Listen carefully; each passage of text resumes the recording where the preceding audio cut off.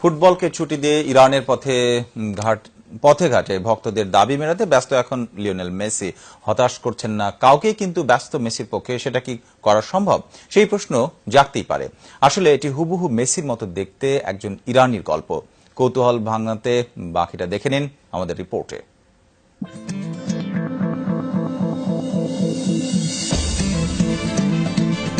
ফুটবলীয় কারিশমা কিংবা মেসির চিরচেনা সেই ট্রেডমার্ক উদযাপন, কোথাও কি মেসির সঙ্গে এতটুকু অমিল চোখে পড়ছে? প্রথম দেখায় মেসির সবচেয়ে কাছের মানুষটিও হয়তো ধোঁকা খাবেন, যেমনটি ঘটেছিল মেসির এক সময়ের ক্লাব সতীর্থ জাভির সঙ্গে। তবে হুবহু মেসির মতো দেখতে হলেও তিনি ইরানি যুবক রেজা পারাস্তেশ। সম্প্রতি বিশ্বের বিভিন্ন গণমাধ্যমে ছবি প্রকাশ হওয়ার পর রীতিমতো ব্যস্ত হয়ে পড়েছেন ইরানি মেসি। সেলফি, ফটোগ্রাফি ভক্তদের দাবি মেটাতে রীতিমতো হিমশিমি খেতে হচ্ছে রেজাকে।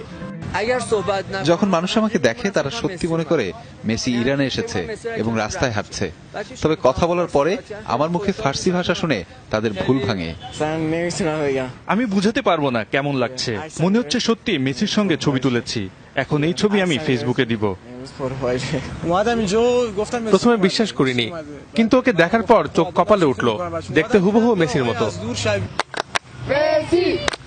খ্যাতির বিড়ম্বনাও টের পেতে শুরু করেছেন নতুন মেসি। ভক্তদের ছবি তোলার দাবি মেটাতে যানজটের সৃষ্টি হয় রাস্তায়। সেই অপরাধে পুলিশের সঙ্গে থানা পর্যন্ত যেতে হয়েছে। তবে সবকিছুই নাকি ভীষণ উপভোগ করছেন রেজা।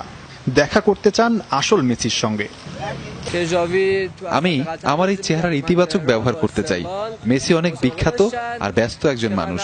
আমি তার যে কোনো কাজের সহযোগিতা করতে চাই। মেসির কানে রেজার এই আকুতি নিশ্চয়ই পৌঁছে গেছে। তবে নকল মেসি যে আসল মেসির মতোই ব্যস্ত হয়ে পড়বে না, তার কি নিশ্চয়তা আছে? ইতিমধ্যেই নাকি বিজ্ঞাপন চিত্রের জন্য একগাদা প্রস্তাব পেয়েছেন ইরানিয়ান মেসি।